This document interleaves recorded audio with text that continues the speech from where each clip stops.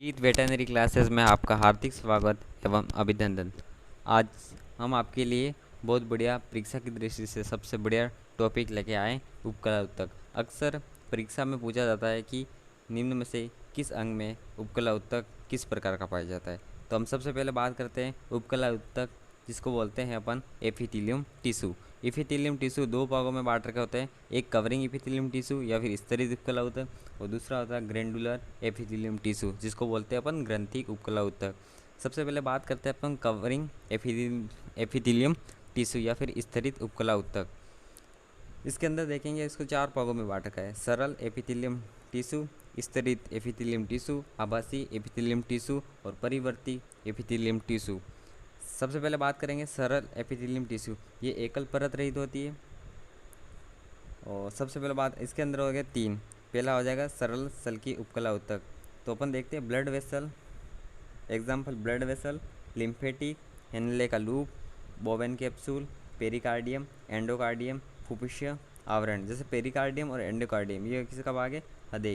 हृदय की लेयर होती है। तो इस प्रकार के अंगों में कौन सी उपकला उत्तक पाया जाता है? सल्की उपकला उत्तक। दूसरा देखते हैं सरल घनाकार उपकला उत्तक। तो थायराइड, अग्नाशय, यकृत, अंडाशय और पीसीटी जो प्रोक्सिमल कन्वेक्टुलेट टिश्यू और डिस्टल कन्वेक्टुलेट टिश्यू, इस प्रकार के अंगों में सरल घनाकार उपकला उत्तक पाया जाता है। फिर देखते हैं सरल स्तंभाकार उत्तक। संपूर्ण पाचन तंत्र, छोटी आंत तक, अंडवाहिनी और गर्भाशय, इसके अंदर कौन सा उपकला उत्तक पाया जाता है? सरल स्तंभाकार उत्तक। फिर देखते हैं स्तरित एपिथेलियम टिश्यू। ये दोहरी झिल्ली रहित होती है।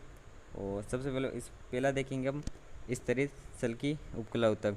तो अधिचर्म जो अपने स्किन की सबसे बाई परत होती है, मुख, कॉर्निया, आँखों की परत, आँखों के ऊपर की परत और योनि, एसोफेगस, इसके अंदर स्तरित सल्की उपकला उत्तक पाया जाता है। फिर स्तरित घनाकार एपिथेलियम टिश्यू उपकला उत्तक, तो इसके अंदर एक स्तन ग्रंथि और श्वेत ग्रंथि का रूपांतरण, मतलब स्तन ग्रंथि के अंदर स्तरित घनाकार एपिथेलियम टिश्यू पाई जाती है।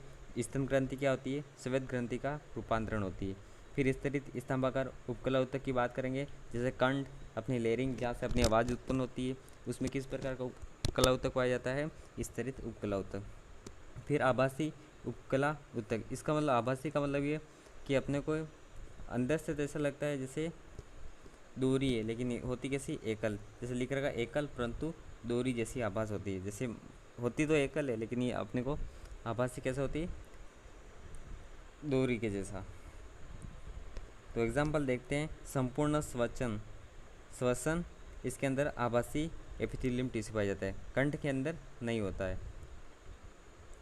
परिवर्ती एपिथेलियम टिश्यू, जैसे परिवर्ती याद करने का तरीका है TNPG।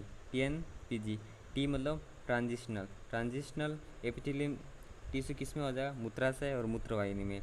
फिर न्यूरोसेंसेशनरी, ये ताप, दाब, ठंड, स्पर्श अनुभव कराती है, यानी कि न्यूरोसेंसरी किस में होती है? परिवर्तन एपिथेलियम टिश्यू के अंदर। ये क्या करेगी? ताप, दाब, ठंड, स्पर्श का अनुभव कराती है। फिर अपन देखेंगे पिग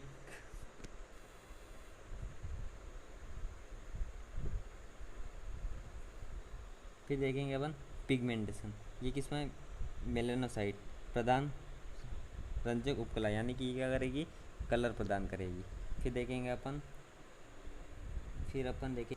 जेमाइनल एपिथेलियम टिश्यू। ये क्या किसमें होती है? प्रसन और अंडाशय, इसके अंदर कौन सी होती है? Germinal epithelium tissue. फिर बात करेंगे ग्रैंडुलर एपिथेलियम टिश्यू, यानी कि ग्रंथिक उपकला उत्तक। ये पुनः दो प्रकार की होती है, एक कोशिकीय और बहुकोशिकीय। एक कोशिकीय के अंदर गोबलेट सेल होती है, सरल स्तंभाकार में म्यूकोस का स्त्राव। गोबलेट सेल किस में होती है? आंत के अंदर पाई जाती है। फिर देखते हैं अपन बहुकोशिकीय के अंदर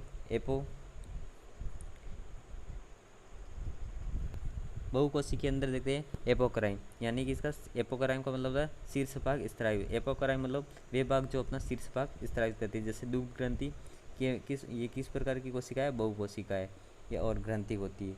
और दूसरा देखेंगे मेरोक्राइन, यानी कुछ भाग ही स्त्रावित करती है। जैसे लार अपना कुछ भाग अंदर से कुछ भाग ही स्त्रावित होती है, इसको बोलते हैं मेरोक्राइन। और एंडोक्राइन संपूर्ण भाग स्रावी, यानी कि जितना भी स्राव होता है वो पूर्ण अंदर निकाल देती है या फिर डाल देती है। इसको जैसे एग्जाम्पल के तौर पर देखते हैं तो सीबेसिक ग्रंथि। धन्यवाद।